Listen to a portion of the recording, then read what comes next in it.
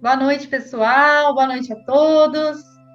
Boa noite. Ótima noite a todos. Boa noite a todos. Boa noite. Hoje Boa é com noite, muita gente. alegria que nós estamos reunidos mais uma vez para estudarmos as obras da série psicológica de Joana de Ângeles. Hoje, nosso amigo Nélio vai conduzir para a gente a prece e a meditação para o início do nosso estudo. Ok, então boa noite a todos. Vamos fazer a nossa prece. Vamos elevar os nossos pensamentos ao Mestre Jesus. Pedir a assistência, o amparo e a proteção para mais este trabalho. Que não nos falte, Mestre Jesus, toda assistência da espiritualidade, os verdadeiros responsáveis pelos nossos trabalhos. A nossa mentora, Joana de Ângeles, nós dedicamos todo o nosso esforço, a nossa dedicação em contribuir de alguma forma para o benefício, para que o benefício seja distribuído àqueles irmãos necessitados, assim como nós. Que assim seja.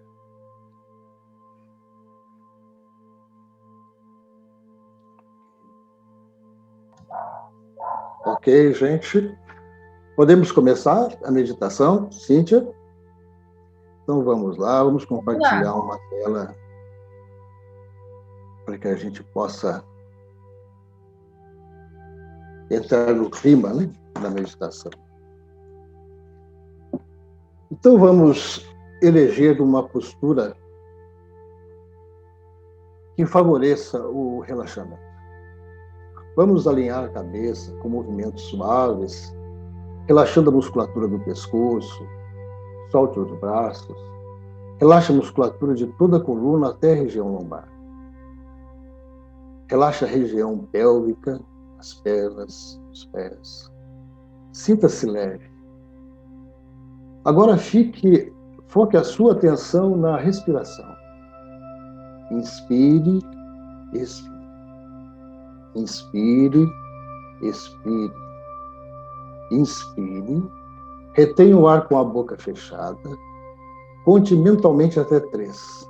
E solte o ar com os lábios ligeiramente abertos. Inspire. Retenha o ar com a boca fechada. Conte mentalmente até 3. E solte o ar com os lábios ligeiramente abertos. Inspire. Expire. Inspire. Expire. Perceba o sentimento de leveza, a quietude de sua mente. Alguns pensamentos brotam naturalmente e naturalmente se desprendam deles. Sem fixar-lhes a atenção, eles vêm e passam. Inspire. Expire. Agora, um convite. Vamos realizar uma viagem encantadora e com muitos benefícios terapêuticos. Iremos nos transportar para as margens do grande lago Tiberíades, exatamente à época de Jesus, inspirados na narrativa de Emmanuel no livro Há 2000 anos. Não ofereça resistência. Aceite o convite. Com os olhos cerrados, mentalmente, dê o primeiro impulso. E agora veja em seu campo mental o cenário que está se formando. É um crepúsculo de um dia claro e quente. Uma luz dourada se reflete em toda a paisagem. Uma brisa fresca ameniza o calor. Perceba o frescor desta brisa em seu rosto. Agora veja, um ponto escuro desenha-se ao longe, no horizonte, sobre as águas do grande lago. É a barca de Simão, trazendo o Mestre Jesus para as divinas dissertações. Perceba que uma sensação de esperança brota em seu mais profundo sentimento. O Mestre agora caminha em sua direção. Qual é o encontro de Jesus? Não perca essa oportunidade. Agora, veja a bela figura que está à sua frente. a serenidade que ele irradia. Os cabelos são da cor de amêndoa madura, separados ao meio, à moda dos nazarenos. Observe o seu olhar. É afetuoso e grave, os olhos expressivos e claros. Perceba a sensação de acolhimento que você sente na própria alma.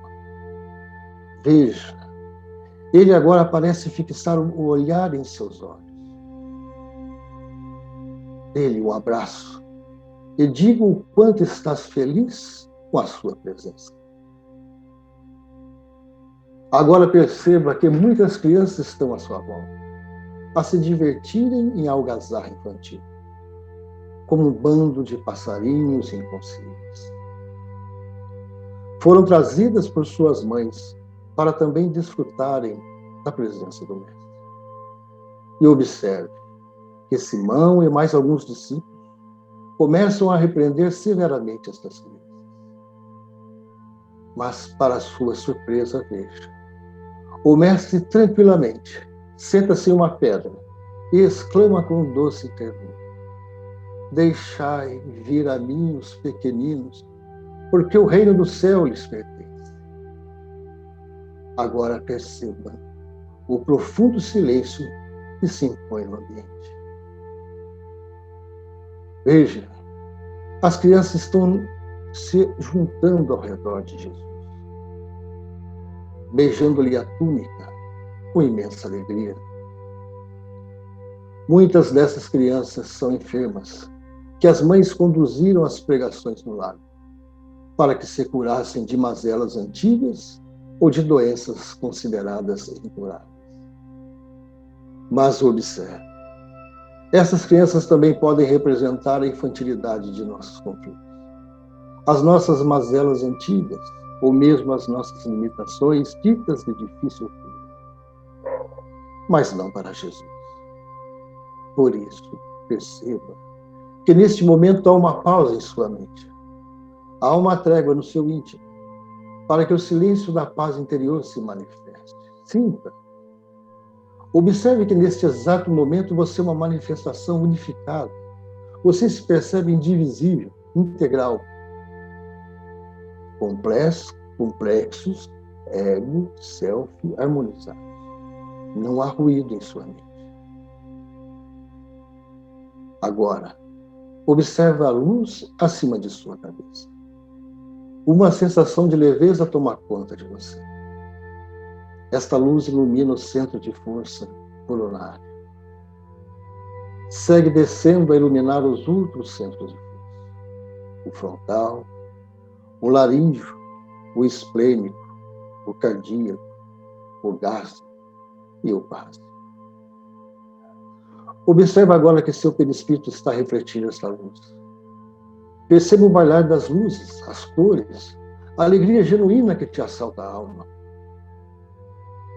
Seu organismo físico também registra a presença desta energia, que transita e ilumina as artérias, as veias, os vasos sanguíneos. Perceba as células como usinas de força a revigorarem a sua vitalidade. Perceba também, você está se sentindo na plenitude de suas forças físicas, forças criativas. Agora você está se sentindo identificado como criatura, obra divina em harmonia com o universo. Esta sensação é única. Desfrute desse momento. Perceba a leveza, como se estivesse voando de braços abertos. Sinta a brisa em seu rosto. Agora, prepare-se para voltar. E tenha a convicção que, chegando desta viagem, o Cristo no seu interior estará mais fortalecido para a lida diária. Por isso, tenha confiança. Ame sempre. Continue trabalhando. Renove a sua esperança e acredite no perdão. Voltando lentamente para a minha voz, abra os olhos e seja feliz. Muita paz.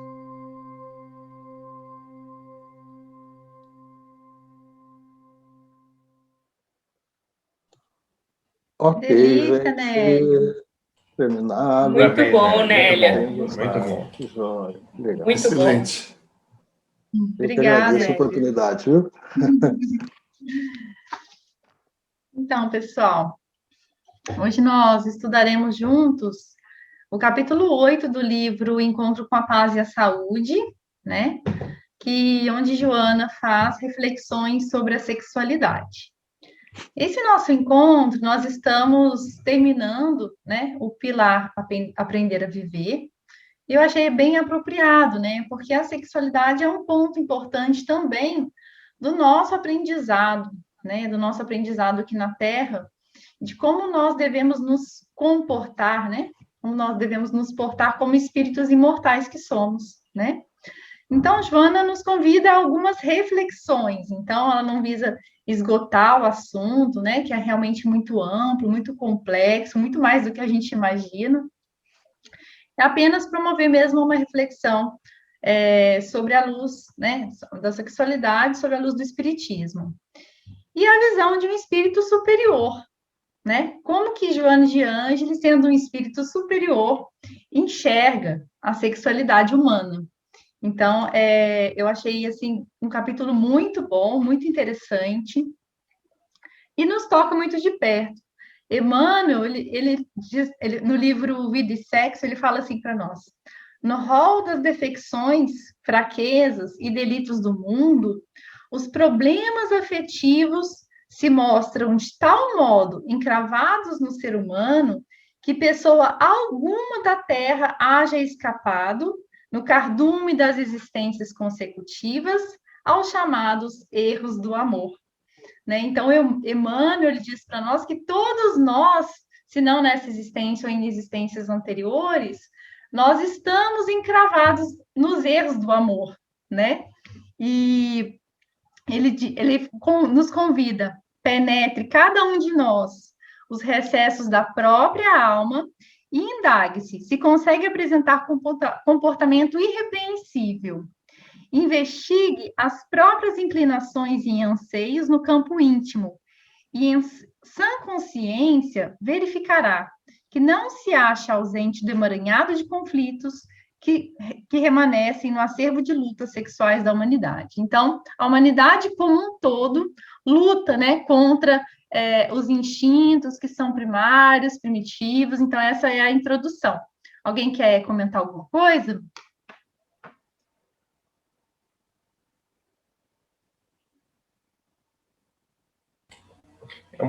Cíntia, Fábio,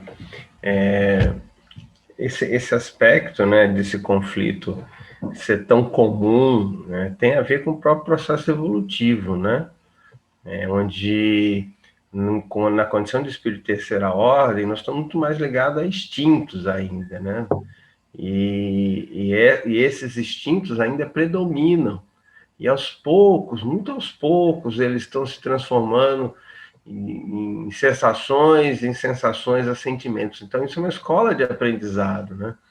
Então, por isso que é tão comum esse tipo de perturbação. Vem de uma escala normal do processo evolutivo, né? Então, assim, é como se você falasse assim, ó, crianças com até 4 anos de idade escrevem errado, escrevem mal. Realmente, elas escrevem mal, porque elas estão aprendendo a escrever, né? Então, assim, o que a veneranda vai colocar como nessa introdução é justamente isso, que isso é comum, porque faz parte do processo de evolução, né? Faz parte do nosso processo de identificação. Então, bom, é o que eu acho aí, se é que eu posso ajudar um pouquinho. E ela diz que, na verdade, os animais, né, eles têm esse instinto mesmo para a reprodução. Ela começa falando disso, né, que nós temos esse instinto desde as épocas ancestrais, né, onde nós estagiamos em diversos períodos, né, e é primário, porque vem realmente dos primórdios da nossa criação, né, e tem um vigor fisiológico muito grande, né, então é um instinto muito forte, é uma energia muito forte. E ela disse, eu achei muito interessante, que no ser humano, além do aspecto reprodutivo, né, nós já temos a rede neurológica muito mais desenvolvida. Nós já temos o raciocínio, já temos muito mais percepções que os animais, né? o sentimento já desenvolvido. Então, a atividade sexual tem outros objetivos, quais sejam? O primeiro objetivo extra-reprodução seria interno, interior, que seria justamente o que você falou, Fábio. Desenvolvimento de sentimentos, né? Então, desenvolver ainda mais o sentimento entre o casal, entre dois seres humanos, desenvolver a harmonia entre o casal, a alegria, o senso de responsabilidade entre os parceiros, né? Que se reelegem e se vinculam durante o tempo. E o segundo objetivo seria um objetivo externo, qual seja, desenvolver o sentimento pela vida, estimula a alegria, a criatividade, a arte, ao trabalho, ao progresso. Então, é um presente que Deus nos deu. Eu entendi assim. É um estímulo à nossa felicidade, né? Então, eu achei muito interessante. E ela diz que o funcionamento do nosso cérebro, ela explica um pouco como que funciona, né, durante a atividade sexual.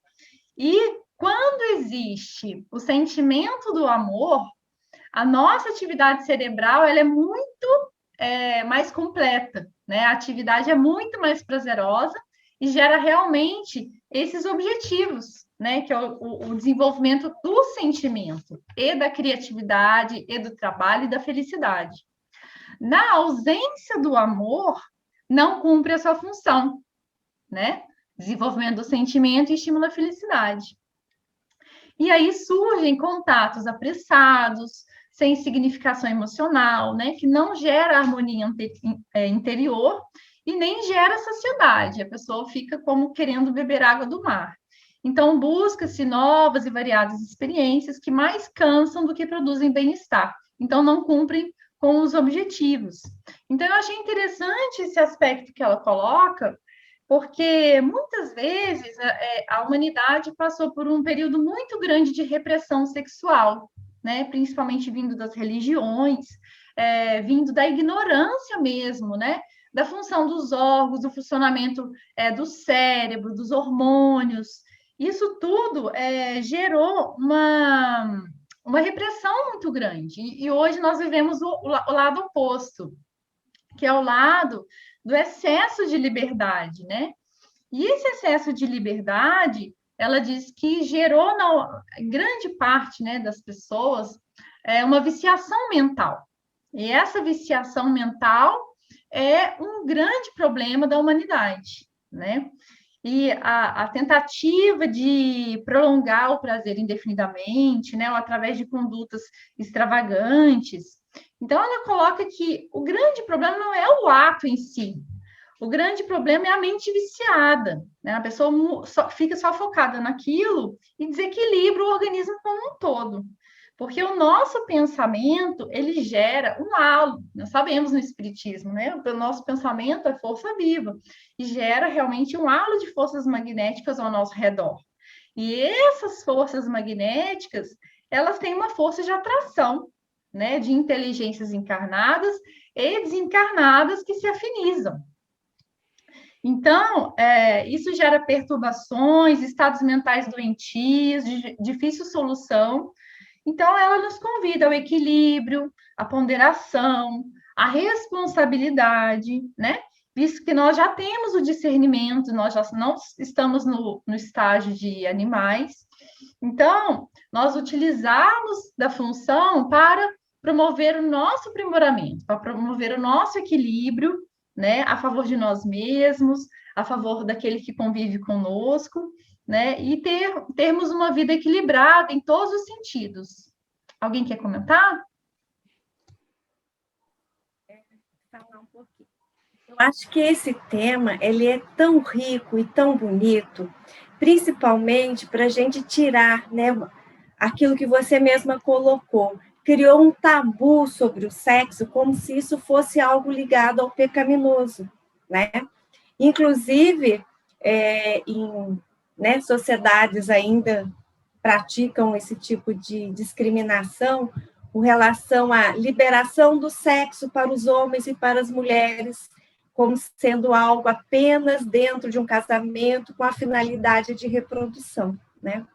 Então, dentro das leis de Deus e dentro, né, da criação divina, tudo é perfeito. Então, a nossa compreensão sobre a beleza do sexo, a função do sexo e como associar, né, a atividade sexual com o amor, porque esse elo que é importante, é isso que complementa. Se o ser humano ficar apenas buscando os prazeres sensoriais, aí ele entra em desequilíbrio.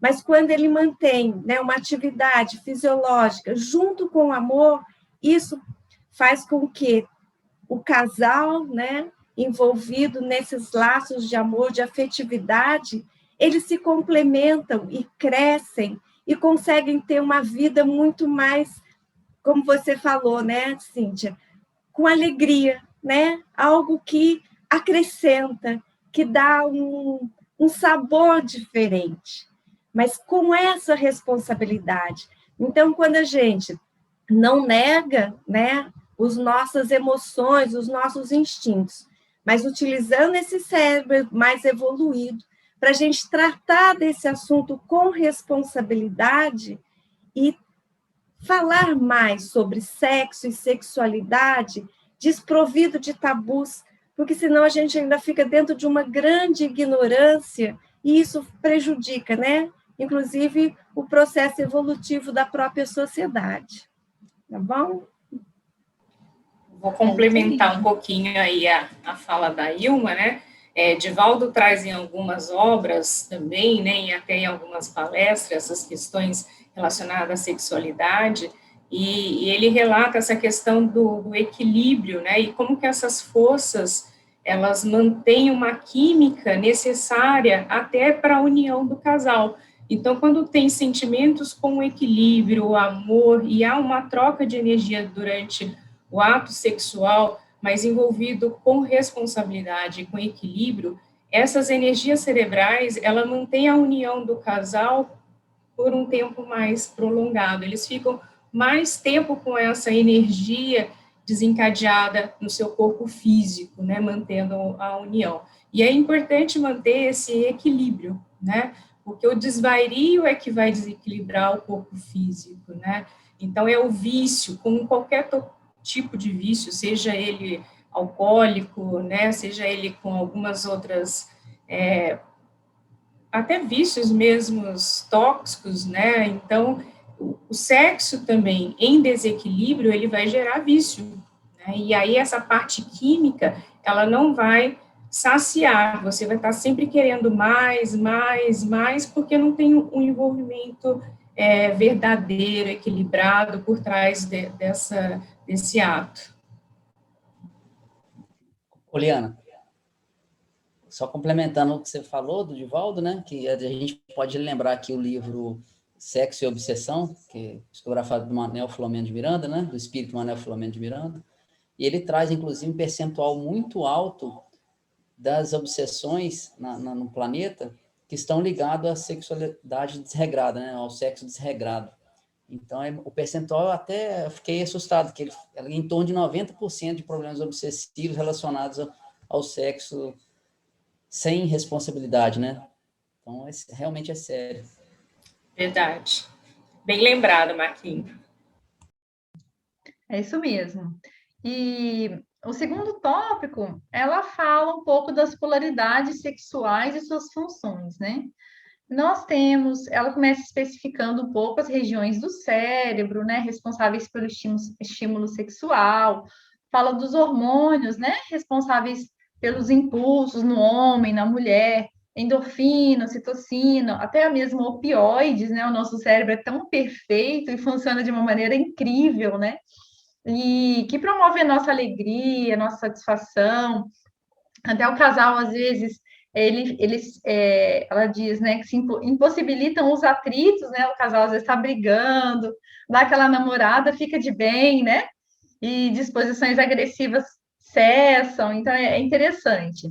E ela comenta também que nem sempre a estrutura corporal do indivíduo, né, do gênero masculino, do gênero feminino, corresponde ao seu gênero psicológico, né? Nós sabemos dessa situação.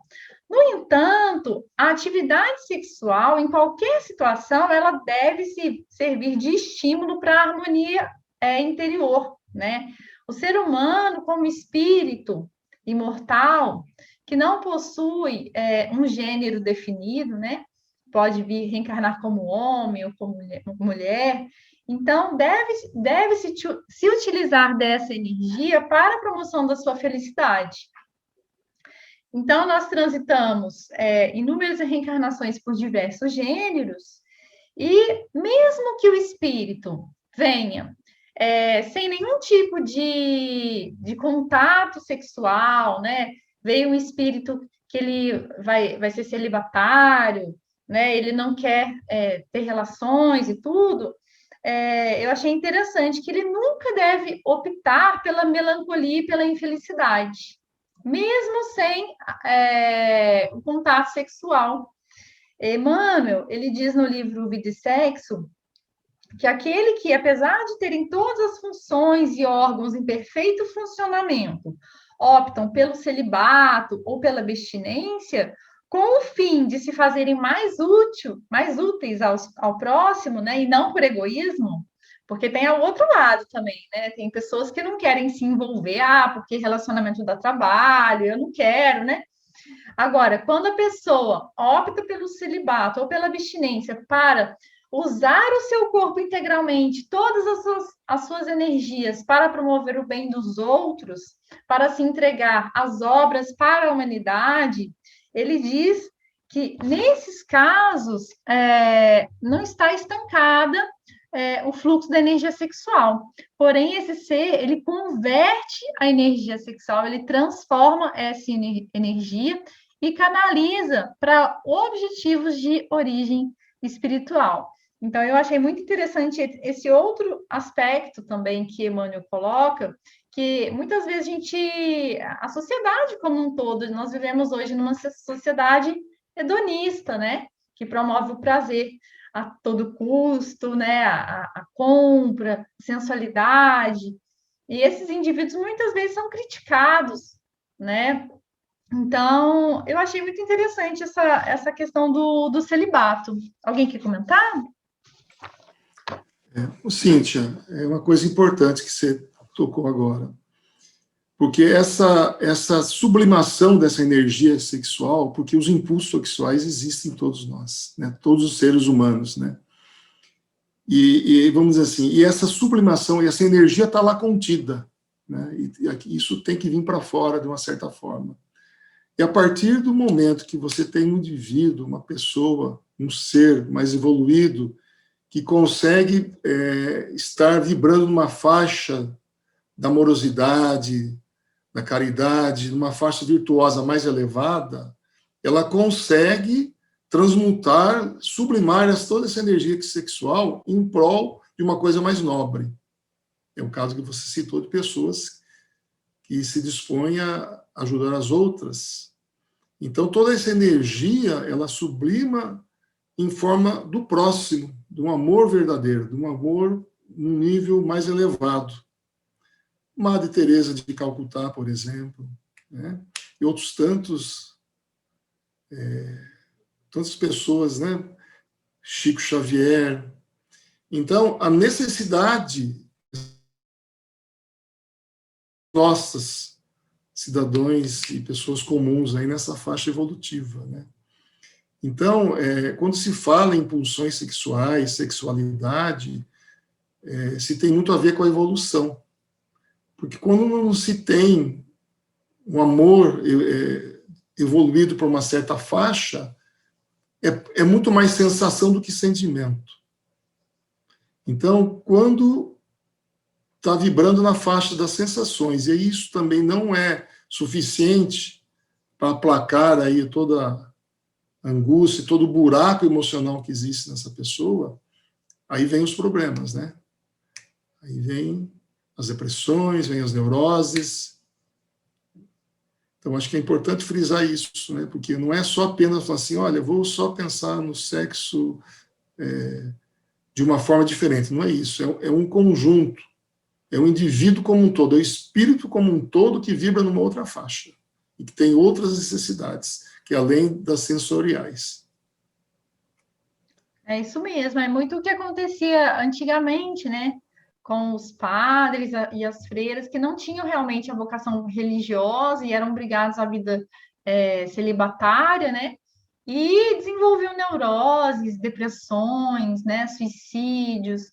Então, realmente são pessoas que já conseguem fazer a transformação dessa energia, porque a energia não pode ficar parada, né? A energia, ela existe e ela é forte. É como se fosse uma energia, uma usina hidrelétrica, uma usina nuclear. Somos co-criadores. Tanto é que o ato sexual consegue gerar uma vida, né? Então, não é pouca coisa para a gente segurar. Então, a Joana diz justamente isso. E ela continua falando, ela frisa muito os compromissos ético-morais em relação à nossa conduta sexual, né? O sexo foi colocado a serviço da vida e não esta a sua servidão. Então, a gente percebe que muitas vezes há uma inversão. A pessoa vive para a atividade sexual, né? E não a atividade sexual faz parte da vida.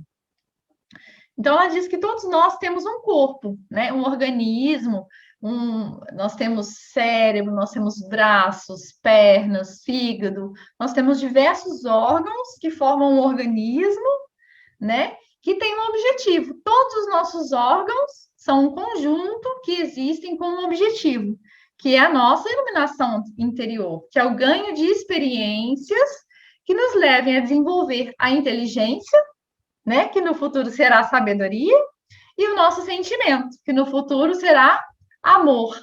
As duas asas, né, que um dia nos levarão a Deus. E todas as nossas funções fisiológicas, a digestão, a respiração, a reprodução, todos os órgãos precisam de um equilíbrio, de um direcionamento. Então, ela diz que a exaltação e a preferência por um deles, seja qual for, gera desequilíbrio. Então, se eu prefiro o meu estômago, gera desequilíbrio.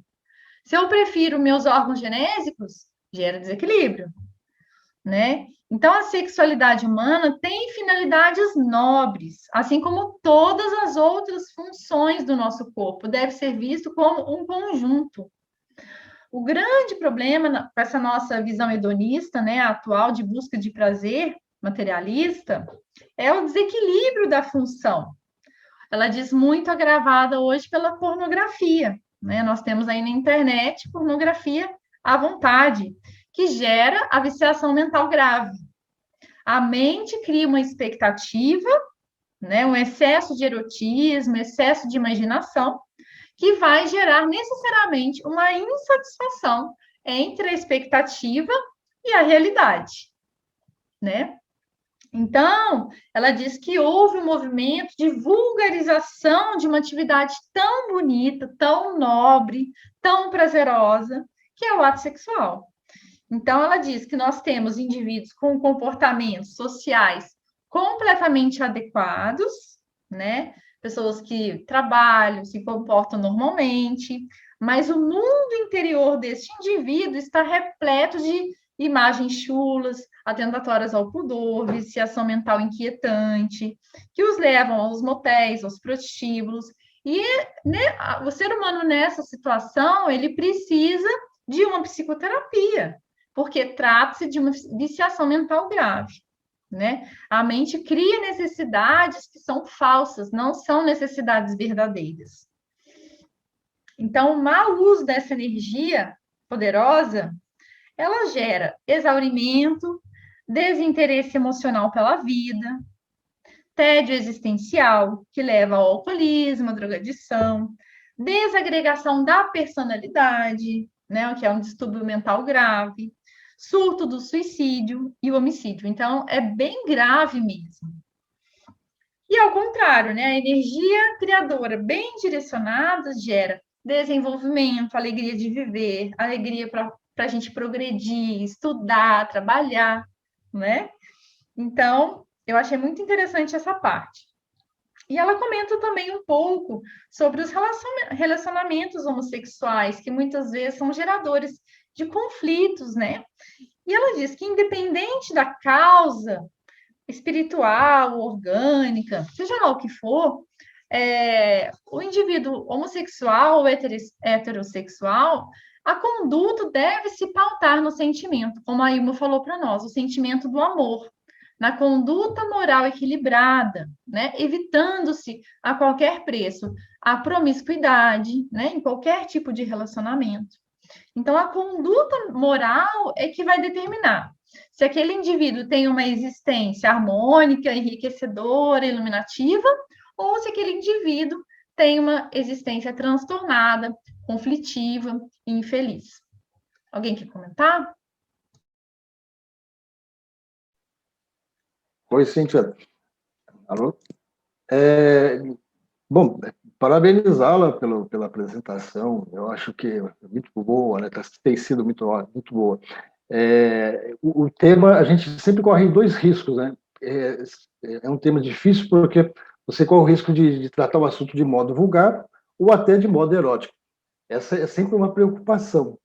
E Emmanuel comenta sobre isso, né? Então, parabéns pela elegância com que você tem tratado o assunto, Joana de Ângeles, e a participação de todos. Uma coisa interessante que Emmanuel fala que em matéria de sexo é não repreensão, né?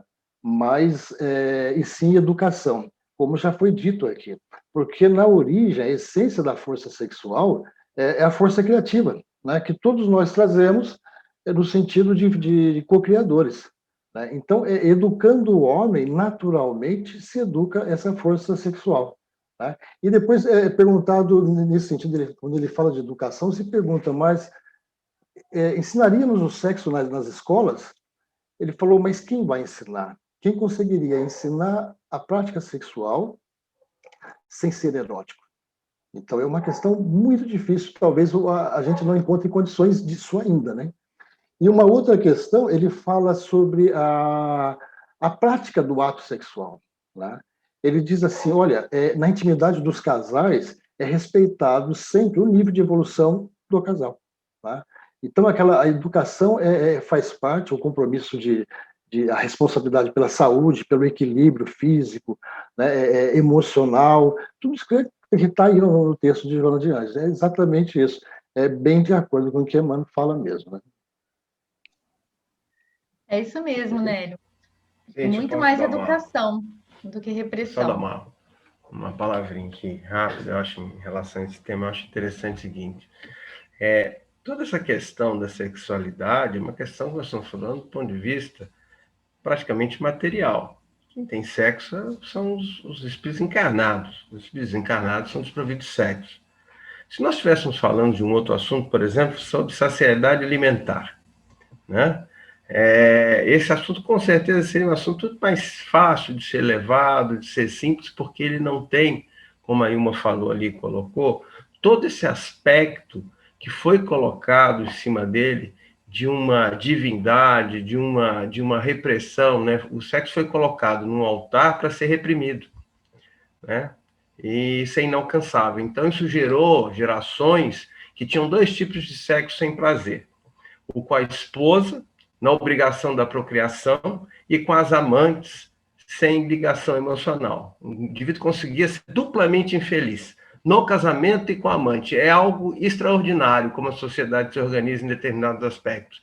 Por quê? Porque a coisa elevada, a coisa que é do corpo físico, que é material, é colocada numa outra postura para que ela possa ser manipulada de alguma forma, lógico, com alguém tendo algum tipo de lucro em cima dessa situação. Mas eu acho que o Espiritismo coloca de uma forma muito clara que o espírito não tem sexo, que todas essas ingerências que nós temos em relação ao mau uso do sexo é também como a gente faz mau uso do estômago, mau uso da audição, mau uso das nossas noites mal dormidas, mau uso da nossa vida como, de uma forma geral, né? Muitas vezes nos perdendo em noites, em estresse desnecessários pela busca da posse, ou seja, toda essa ingerência em relação ao sexo, ela não é diferente das outras ingerências em relação aos outros sentidos e às outras questões. No entanto, quando se fala de sexo, é toda uma questão colocada, né? E toda uma questão de repressão muito grande em cima dessa história toda. E eu acho que é um dever, sim, da sociedade como um todo, de colocar a sexualidade do indivíduo de uma forma natural, né? De uma forma bastante natural, com bastante naturalidade, para que esse assunto possa ser conversado, falado, debatido em casa, nas escolas, seja lá onde for, quem vai fazer, quem não vai fazer, se está preparado, não está preparado. É realmente uma discussão complexa, mas não se dá para colocar isso debaixo do... Se na escola se ensina ao indivíduo orientação alimentar mínima, do que é certo e do que é errado ele se alimentar desde pequeno, já se tem escolas que se evita refrigerante, açúcar, já se fala do mal de uma série de coisas, então também vai caber determinados aspectos serem colocados do ponto de vista de saúde, né, como o uso do sexo, porque é um sentido material, orgânico, né, em que nós temos que quebrar esse tabu, não tem outra palavra, né, de colocar. Ele tem uma função divina de procriação, real, fato, né? Mas é um sentido material, não faz parte, na verdade, de uma característica do espírito, mas uma característica da matéria. E como tudo que do espírito terceira ordem que somos, imperfeitos que somos, fazemos bem ou mau uso. E fazemos isso por falta de quê? Conhecimento, educação, falta de visão, né? Por aí vai. Só uma palavrinha aqui, tá bom? É importante frisar aqui o que a Joana fala, né? Que o self acumula as experiências e as amplia em cada jornada reencarnatória, propiciando as condutas compatíveis com os atos armazenados. Por essa razão, cada qual vivencia aquilo a que está acostumado, embora deva buscar renovação e aprendizagem em novas experiências que conduzam à saúde moral e física, mental e emocional, para a qual a função sexual desempenha um papel de significativa importância. Então, você veja que o preconceito sobre isso é secular, né? Então, existe até os dias de hoje. Então, só ensinar educação sexual na escola ainda não é suficiente, porque em casa ainda existe todo um preconceito. Então, os pais, toda a sociedade, a família tem que estar preparado para isso. E dada a importância dessa energia sexual, tanto que o Marquinho comentou o alto percentual de obsessões em função das sensações sexuais, né, Marquinho? Você veja a importância que isso tem e como esse atavismo ele vem se arrastando e ainda leva pessoas aí a grandes distúrbios emocionais, né? Então, a caminhada é longa, ela acho que passa aí por uma modificação do ser, né? Uma integralização do ser com todas as virtudes, para que esse mau uso possa se desfazer. Então, foi muito bem colocado isso. Cíntia, se me permite, tem uma passagem no Evangelho, viu, Pacheco, que vai bem de encontro com o que você está dizendo aí, que Jesus ele está caminhando com os discípulos, depois ele fala assim, olha, eu vou por aqui, que é um caminho mais difícil, e a gente se encontra lá na frente. E vocês vão para o outro caminho, que é um caminho mais tranquilo.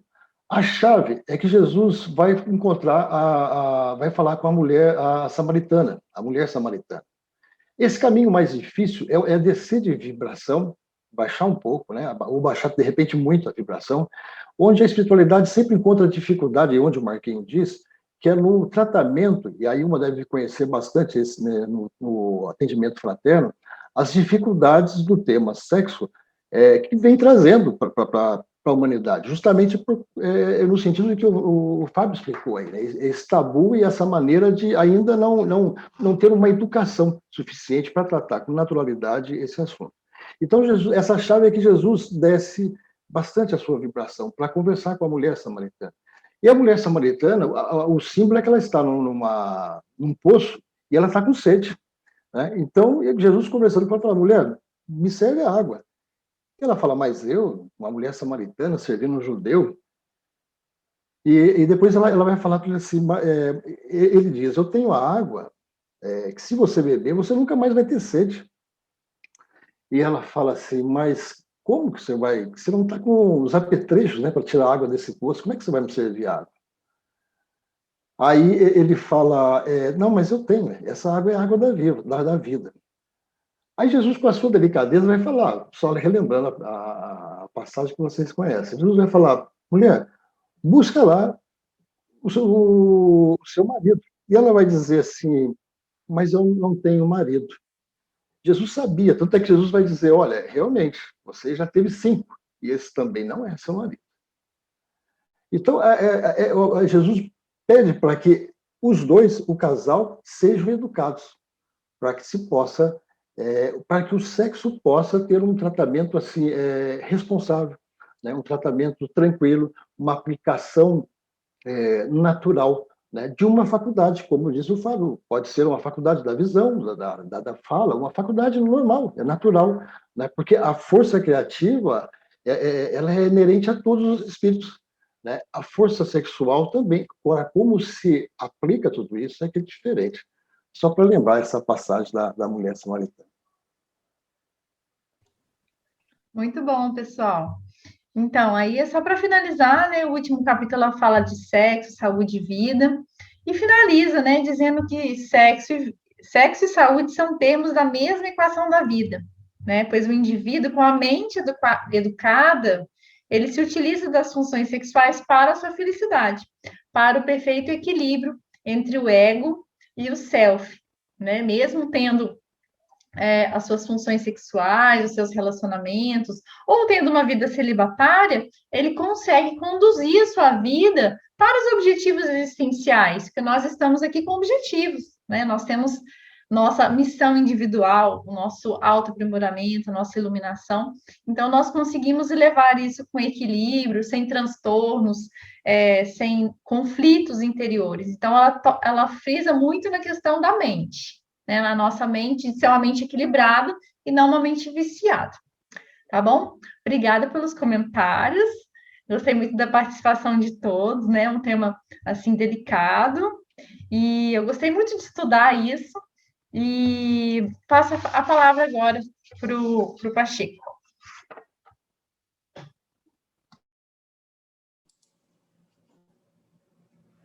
Bem, pessoal, depois dessa brilhante exposição, vamos continuar nosso estudo aqui.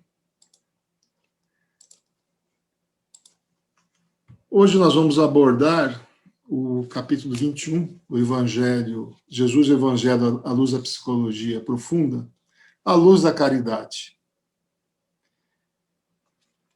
Começamos. Então, vai, diz Jesus, e faz o mesmo.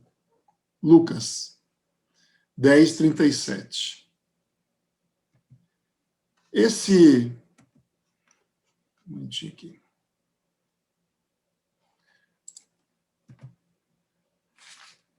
Esse capítulo, ele nos traz uma passagem muito bonita, uma passagem muito sábia, com muita sabedoria do Evangelho de Jesus, que é a passagem do samaritano. E a Joana nos traz uma visão muito feliz, eu diria assim, muito profunda dessa passagem, é muito bonita. Vamos estudar juntos aí, vamos ver os comentários dos nossos colegas aí. Ela começa dizendo que amar é dever de todas as criaturas e ninguém se pode eximir de fazê-lo. Esse amor deve ser incondicional, chegando à totalidade como experiência de autoiluminação e autolibertação. Enquanto o ser humano se encontra nas faixas predominantes do ego, ata-se aos caprichos escravizadores que são decorrências dessa atitude primária. Eu acho que o tema que a gente estudou hoje aí com a Cíntia tem muito a ver com isso. Você vê que o sexo não é um tema dos dias de hoje, mas ele tem a ver com o ser, né? Tem a ver com a evolução do ser. E é exatamente isso. Enquanto o ser humano se encontra nas faixas predominantes do ego, ata-se a caprichos escravizadores.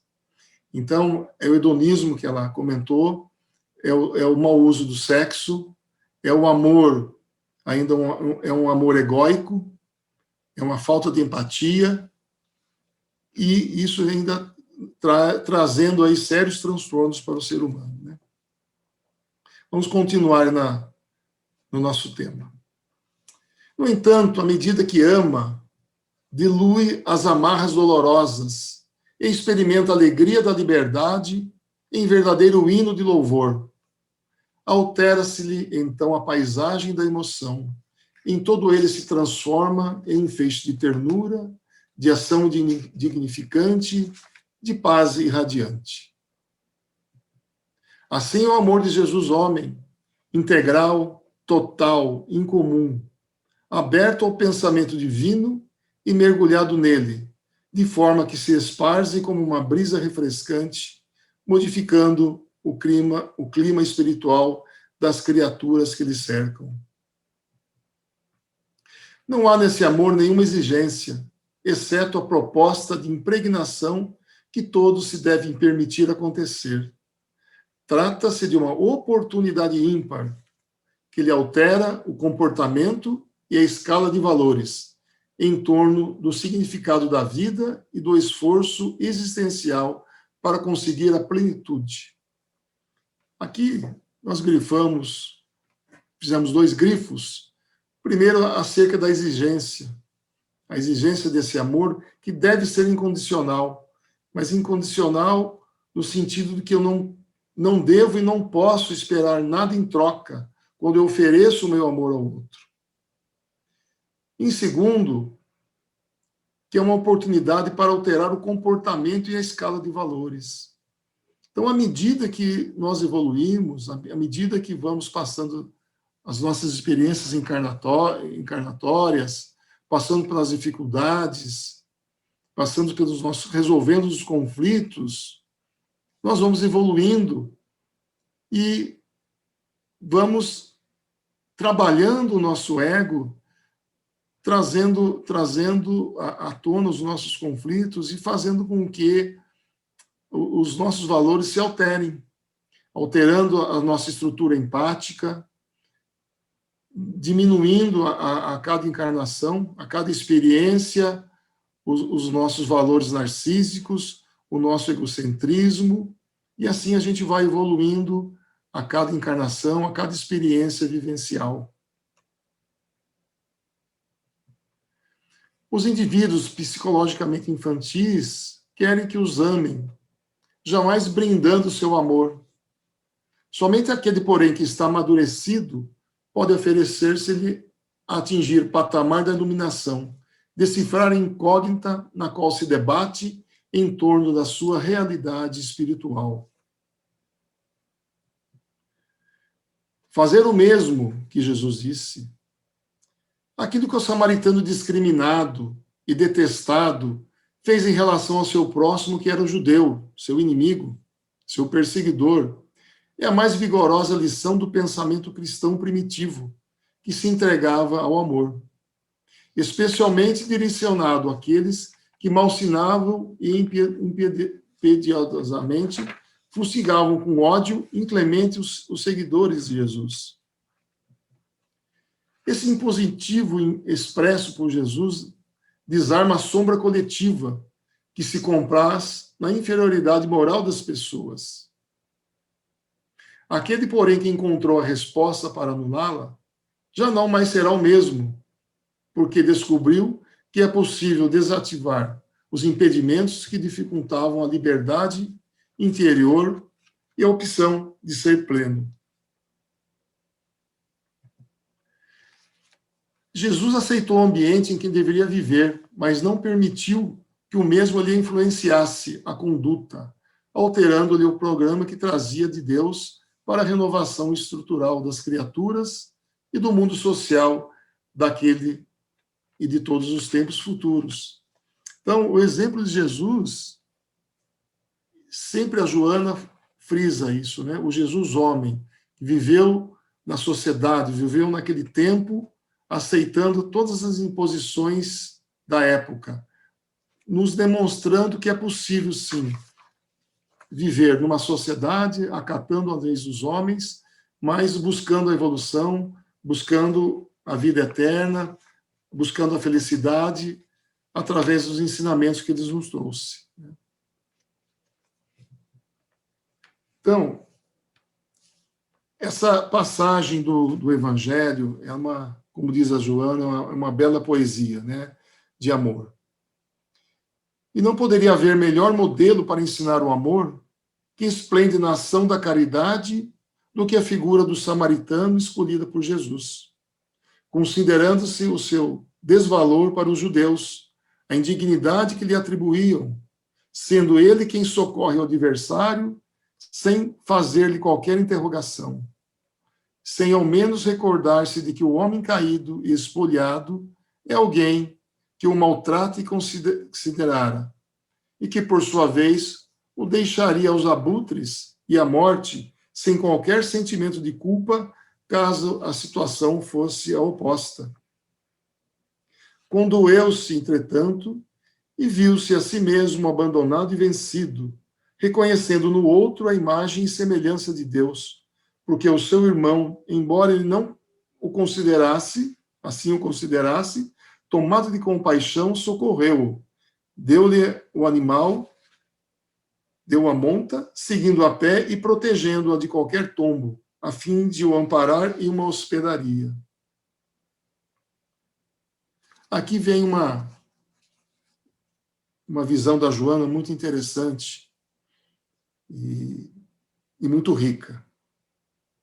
Essa hospedaria pode ser considerada psicologicamente como um símbolo feminino, é a ânima, a força feminina, o amor da mãe que alberga no seio o filho cansado e necessitado de proteção, recolocando-o no ventre e sustentando. Ali, ante a exigência do hospedeiro, representação inevitável do ânimos, o estrangeiro remunera-o convenientemente, atendendo-lhe o ego, e afirma que mais pagará quando do retorno, caso o enfermo gaste além do que estava sendo previamente acertado. Então, há uma harmonia psicológica tão profunda nessa parábola que encanta e concede-lhe o caráter de integração num conteúdo perfeito, continua Joana. A sombra do hospedeiro também cede lugar à claridade do bem, porque confia que o estranho voltará a concluir o pagamento caso o amparado exija maiores cuidados e despesas. Certamente o homem ultrajado jamais conhecerá o seu benfeitor. Tampouco esse saberá o que lhe aconteceu posteriormente com o seu beneficiado. A ele interessa ajudar naquele momento, porque depois seria tarde demais. Não lhe fazer o bem seria uma forma de estimular o mal, assim como a indiferença, que muitas vezes nos abate, né? A gente não faz o bem, mas faz o mal pela nossa indiferença. A sua consciência não anuiria com uma atitude de sombra de tal natureza, porque ele já o encontrava liberto do condicionamento de revidar prejuízo por prejuízo, perversidade por perversidade. Aí vemos a lei do talião, né? Olho por olho e dente por dente. A sua condição de humanidade ergueu-o do primarismo que governa muitos sentimentos e facultou-lhe a alçar ao discernimento útil e generoso. É nesse sentido da caridade com Jesus, não se trata da doação que humilha, do oferecimento das coisas e pertences inúteis, dos excessos que entulham móveis e mofam nos armários. Ele já o demonstrava quando na parábola da viúva pobre, que deu a pequena moeda que lhe ia auxiliar na alimentação do dia. Por isso, muito mais valiosa do que todo supérfluo. Somente assim, dando e doando-se, o indivíduo se salva, se liberta das paixões, desescraviza-se da posse infeliz. torna-se uno com o bem que flui e esparze, envolvendo ao reino dos céus, sem estar acorrentado à terra. Esse é o sentido exato da caridade. Libertação do ego e plenitude do self. Bem, a riqueza dessa passagem é imensa, né? E ela continua. O doutor da lei que buscou Jesus era o representante por excelência da sombra coletiva existente. Ele sentiu o mestre, o homem de bem, o Messias esperado, era aquele com quem dialogava. No entanto, a sua sombra individual, invejosa e ciumenta, desejava colhê-lo numa armadilha, bem ao gosto da inferioridade dos pigmeus morais, das crianças psicológicas, que, embora adultas, se negam ao amadurecimento da responsabilidade, da autoanálise, da autoconsciência. Aqui a Joana nos convida a uma viagem interior, né? Uma viagem do nosso autoconhecimento. Então veja que essa passagem do samaritano é uma passagem extremamente atual, né?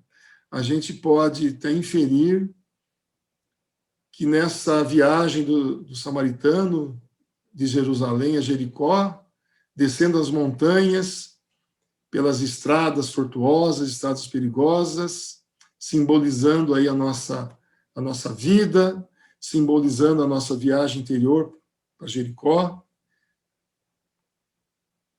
encontra o samaritano, o viajante encontra os assaltantes que quase o levam à morte, e esse samaritano fica caído pela estrada, totalmente ferido, nos induzindo que nós, ao longo da nossa viagem interior, da nossa escalada evolutiva, vamos nos ferindo pelos caminhos,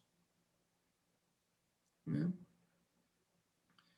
E que precisamos de ajuda, e a imagem do samaritano que acolhe esse viajante, talvez deva ser nós próprios, nos acolhendo, curando as nossas feridas, que ao longo de toda essa jornada vamos acumulando, né?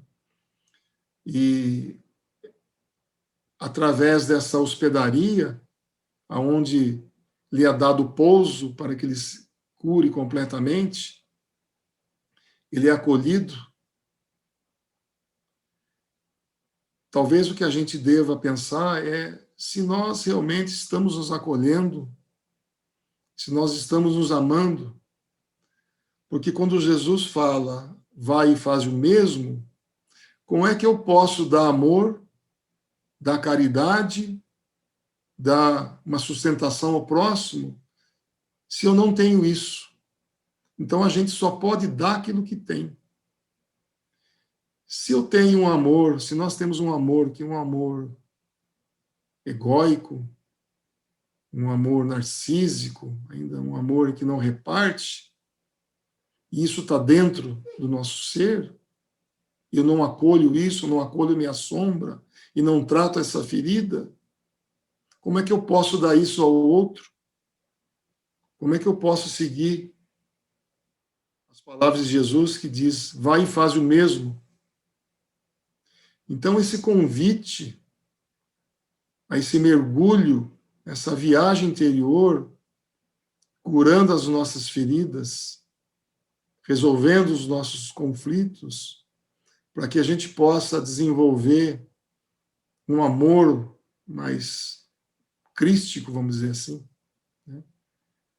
É porque a gente possa realmente estar na condição de praticar aquilo que o samaritano praticou. Porque sem nós estarmos totalmente resolvidos com relação aos nossos conflitos, nós não vamos conseguir fazer o que aquele samaritano fez. Desprovido de todo preconceito, sabendo que aquele que estava ali caído era um judeu, seu inimigo, e como bem frisa Joana, que muito provavelmente, se fosse o contrário, o judeu o deixaria ali. Lembrando ainda que na passagem do samaritano,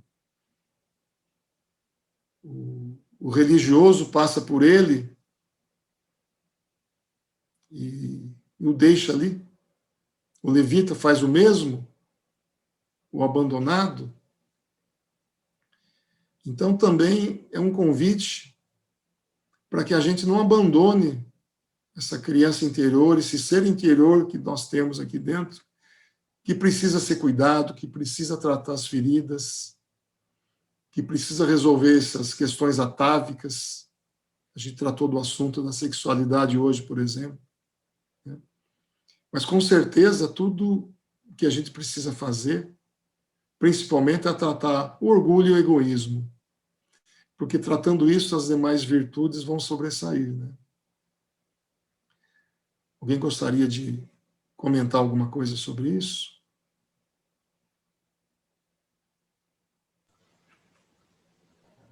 É muito bonita essa passagem, né, Pacheco, do Bom Samaritano. E ela traz, né, no decorrer da história, como Jesus era um grande pedagogo, né, então a gente tem que ouvir a história e entender as entrelinhas, né, porque tem muitas lições dentro de uma história só de Jesus, né, porque quem, na verdade, faz esse questionamento antes de Jesus falar da parábola era um doutor da lei, né, então ele questiona Jesus, e aí, né, como é que a gente faz para entrar no reino dos céus, né? E aí Jesus olha para ele, você que é um doutor da lei não sabe? E aí daí que ele discorre sobre a parábola do bom samaritano, né? E sabiamente Jesus traz aí o levita, traz o sacerdote como exemplo para mostrar que não adianta ter conhecimentos religiosos se a gente não colocar em prática o amor e a caridade, né? E o amor e a caridade, ele tem que ser um sentimento nobre, sublime. Você tem que fazer ao outro de coração aquilo que você gostaria que ele fizesse, independente de você ter aí rótulos religiosos ou não, né? Então, é o sublime, é você estar além disso, é você entender que nós estamos nesse processo de evolução e a evolução chega quando nós entendemos que o nosso próximo somos nós mesmos. Então, nós estamos ali abrindo os nossos corações e acolhendo aquele que precisa e, principalmente, começando acolhendo a nós também, né? Então, tem muitas, nessa passagem de Jesus aí, tem muita coisa bonita para ser tirada. Belíssima essa passagem, eu gosto muito dela. É linda, né? É muito sábia. Interessante que é bom ressaltar que quem é o ajudado, o samaritano ajuda um desconhecido, além de mim, um totalmente desconhecido, mostrando aí a importância do amor incondicional. Pacheco, então, sim. Lembrando que ela comenta esse item 10 do capítulo 15 do Evangelho segundo o Espiritismo, né? Esse capítulo que você falou, que é uma mensagem do apóstolo Paulo, né, no Evangelho segundo o Espiritismo, que é a passagem fora da caridade não há salvação. E o Paulo, lá nesse item, ele nos orienta, ele fala assim, que a gente deve percrustar o sentido profundo e as consequências da palavra caridade, né? E descobrir por nós mesmos todas as aplicações. A gente traz para a gente, de uma forma ampla, que está no Livro dos Espíritos, que é a caridade como os 3 pilares lá, né, da benevolência para com todos, indulgência com as imperfeições alheias e perdão das ofensas, né? Então, essa análise mais ampla da caridade, é isso que Paulo chama aqui a atenção para a gente analisar em todas as ações da nossa vida. Ele coloca, submetei todas as vossas ações ao governo da caridade e a consciência vos responderá. Então, eu achei interessante também a gente não perder, porque não só nunca podemos deixar, né? E ela mesma coloca isso, né? A questão de dar esmola, né? Não é só isso, né? Não é só caridade material, é muito mais amplo, né? Sim, tanto que ela cita a passagem da viúva que deu aquilo que ela queria fazer falta para o próprio sustento. Isso. O óbolo da viúva, né? Que ela deu moeda, mas ela deu a única coisa que tinha. né? Então, ela se desprendeu do que tinha, não do que estava sobrando, né? Gente, se me permite também, aquela passagem, tem uma história do Chico, a dona Galves, que conta muito, era uma amiga do Chico, e ela é de São Paulo. O Chico, quando saía de Pedro Leopoldo, ia para São Paulo, ficava na casa da dona Galves. E a dona Galves era uma pessoa muito íntima do Chico, né? Gostava demais do Chico. E o Chico ficava lá, às vezes, uma semana, com os trabalhos da doutrina em São Paulo. Certa vez, o Chico, era um sábado à noite, o Chico ficou psicografando até às 11 horas da noite. Começou lá pelas 8 horas da noite, até às 11 ele ficou psicografando. Quando ele sai do quarto, ele sai com o endereço, ele fala: Nena, eu precisava ir nesse endereço. Aí a dona Helena falou assim: Chico, mas a essa hora é alguma coisa urgente? Ela falou: olha, eu gostaria muito, né, de que você me levasse nesse, se não fosse atrapalhar, não fosse muito incômodo. E a dona Helena: não, levamos você lá. Aí chamou o marido, convidou o marido, vamos levá-lo, né, nesse endereço. 11 horas da noite, São Paulo, e parando em frente à casa, o número do Chico é esse endereço. O Chico no banco de trás do carro, ele começa a fazer uma prece quietinho e começa a choramingar. Aí a dona Nina, na sua, né, uma pessoa discreta, quietinha, o marido, e o Chico ali, fazendo a sua prece em choro. Depois passa, ele se recupera. A dona Nena pergunta para ele assim: Chico, tudo bem? Ele falou: tudo bem, minha irmãzinha. Eu acabei de fechar o livro, psicografar, o livro Sexo e Destino. E reencarnou aqui nessa casa, há 2 dias, um dos personagens desse livro. O comprometimento desse espírito é grande. Então eu queria vir aqui fazer uma prece para esse espírito, que ele possa ter força e vencer todo esse comprometimento nessa nova reencarnação. É lógico que o Chico poderia fazer à distância, mas a humanidade, né, fazer até um pouquinho mais de lá, e quem sabe até ver aquela criança, né? Mas eu acho que é isso. Acho que caridade, eu acho que é uma história que vai... caridade, fazer um pouco a mais, né? Fazer além daquilo que ele pede. E o assunto é sexo. E sexo também, né, Marquinhos? Nesse comprometimento de obsessão, sexo também é destino, né? O sexo hoje, não utilizado de forma adequada, ele vai comprometer e vai ditar o nosso destino, com certeza. Se ainda me permitem, né, uma historinha, que eu também gosto das histórias do Chico, viu, Nélio? Ah, que bom, Senhor. Então, vou resumir aqui uma história do Chico nesse âmbito da caridade, né? Toda vez que o Chico ia, né, começar os trabalhos mediúnicos no centro, sempre tinha um andarilho que frequentava o centro do Chico, e ele toda noite, praticamente toda noite, ele ia para o centro ouvir o Chico, e o Chico tinha uma especial atenção a ele, né? Esse andarilho era o Jorge, e o Jorge era uma pessoa assim forte, alta, escura, e o Jorge tinha muita dificuldade de articulação, de falar, mas o Chico sempre dava a palavra para o Jorge, e falava assim: Jorge, vem aqui na frente, recita aí para a gente uns versos, né, que o Jorge gostava de recitar verso. E aí ele falava daquela voz mineira, arrastadinha, contava uns versozinhos, e o Chico ria. Então, o Chico parava os atendimentos, né, e todo mundo ficava muito ansioso ali, principalmente os trabalhadores da casa, né, e ficava naquela ansiedade: por que o Chico dá tanta atenção para o Jorge desse jeito, né?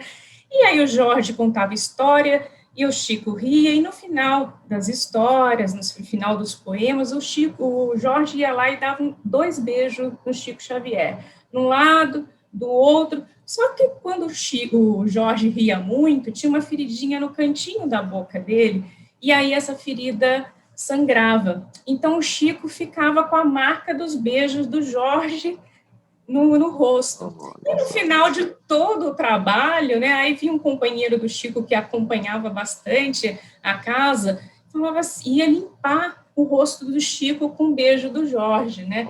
E aí ele falava, ô Chico, por que você deixa o Jorge falar tanto? Tem tanta gente que vem de longe aí, esperando, querendo uma oportunidade para falar com você, ouvir, né, ter uma carta, e você para tudo, vai ouvir o Jorge. E aí ele limpando o beijo do Jorge, aí o Chico, daquele jeito carinhoso dele, olhou para ele, ô meu amigo, se eu não puder dar essa atenção para o Jorge, quem é que vai dar? Você já reparou? E quando o Jorge chega, todo mundo se afasta, porque ele já não tem um cheiro bom, aí as pessoas vão se afastando, ou já dão dinheiro para ele ir embora, mas ele quer atenção, ele quer um pouco de carinho, né? Então, eu preciso dar esse tempo para o Jorge, né? Então, essa é caridade, né? A gente dá com amor, né? Então, dá o seu tempo, dá o seu ouvido, dá a sua atenção para o outro, né? Então, fica aí uma historinha da caridade, que é essa caridade do amor, né? Muito bonito. Queria só fazer um breve comentário, a gente já deve estar aí no final, né, do nosso tempo, e até, né, com relação a essa história aí que a Poliana trouxe, tratando-se, né, de um estudo, né, da obra aí da Joana de Ângeles, às vezes eu fico a me questionar, né, por que a Joana faz essa releitura, né, dessas passagens, daquilo que está no Evangelho, né, e o que nós precisamos, por que nós precisamos ouvir isso novamente, né? Então, assistindo uma palestra essa semana do Haroldo Dutra, ele vem colocando, né, a respeito desse Evangelho de Jesus, falando do livro, né, do Evangelho segundo o Espiritismo, e eu vou pegar aí uma carona, né, falando então agora dessas obras da Joana. O ser humano, né, ao longo aí, nos 2000 anos, provavelmente nós já estudamos esse Evangelho em muitas outras encarnações, mas é necessário que a gente desenvolva a nossa habilidade de raciocínio e de entendimento. E com a evolução, né, da própria ciência, faz com que a gente consiga absorver, compreender melhor os ensinamentos do Cristo. E essa é a primeira parte, né? Desenvolver o intelecto, desenvolver a compreensão daquilo que ele colocou, né, para a gente. E a segunda parte, para que a gente possa realmente introjetar o Evangelho dentro de nós, é que nós possamos sentir esse Evangelho. E a última parte, que é a mais difícil, é que a gente possa praticar, né, os ensinamentos do Cristo. Então, essa passagem do samaritano, ela é tão bela e tão rica, tanto quanto o Pacheco falou, né? A gente usar essa imagem do samaritano, olhar para nós mesmos e termos coragem, termos carinho de nos aceitar, curar as nossas feridas para que a gente possa curar dos outros. E dessa fala da Poliana, né?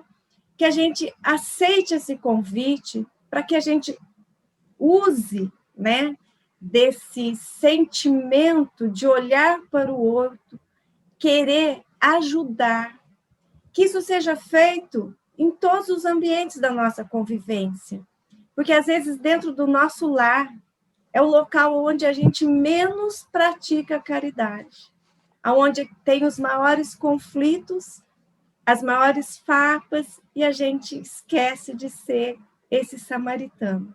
Então, que esse estudo, né, de toda essa obra da Joana de Ângeles, que a gente possa olhar para o que nós estamos lendo, relendo, aprendendo, e colocar realmente em prática nas nossas vidas. Então, gratidão a todos aí pelas participações, né?